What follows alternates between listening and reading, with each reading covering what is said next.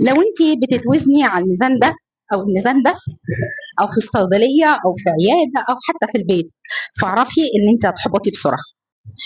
للاسف ايوه، الموازين دي بتجيب لكم احباط، لان انتوا بتبقوا شايلينها على قلبكم وتشيل، متخيلين ان الميزان والرقم اللي على الميزان ده هو اللي كفيل يخليكم مبسوطين او زعلانين، وهو في الحقيقه انها مش مظبوط بنسبه 100%.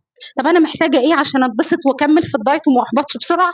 المزوره دي، ايوه هي المزوره اللي بتحدد. لان انا لو المزوره بتاعتي خست كل اسبوع بس 2 سنتي، انا نزلت دهون حشويه، الفيزرال الفات اللي بتدينا شكل الكرش اللي بيضايق كل الناس، دليل ان انا هرموناتي اتظبطت، دليل ان انا مقاومه الانسولين نزلت، دليل ان انا الدهون اللي حوالين الكبد اللي هي الكبد الدهني بدات تقل.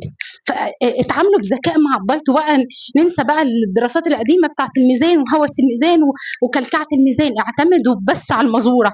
طب ينفع اعتمد على حاجه تاني؟ دي المرايه. المرايه عينيكي شكلك وانت واقفه قدام المرايه، هل انت حاسه فعلا ان جسمك اترسم عن الاول ولا لا؟ الكلكعه اللي كانت بتبقى مضايقاكي واحساسك ان اللبس زانق فيكي قلت ولا لا؟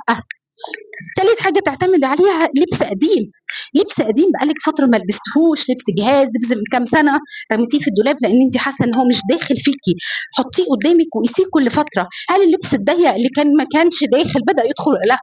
كل ده يديكي مؤشر ان انت نزلتي دهون. بلاش ميزان ارجوكم.